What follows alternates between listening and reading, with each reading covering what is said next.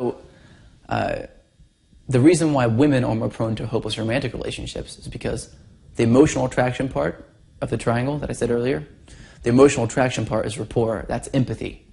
So if all they want to do is empathize, they don't care about logical attraction. They just don't care.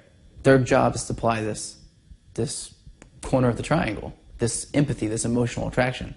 So whenever they have that, they'll do anything they can to get it. So whenever they have it, typically they're like, I've done my job.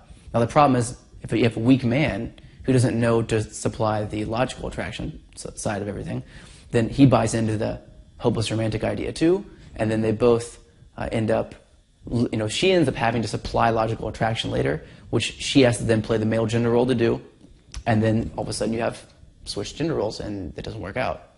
So men typically fulfill the logical attraction role and typically have more superficial love relationships, which makes sense. And they sleep with a lot of women, and just typically doesn't seem like it matters that much to men, usually. So what happens here is, as a provider protector and a social provider social protector, the whole concept is to be able to use a system to make themselves more valuable. So I can manipulate the society around me and the system that I live in, and so it works for me. So that's very logical, So you have these two extremes, but they're equal parts to each one, and you have to be able to own it. Both are very, very important.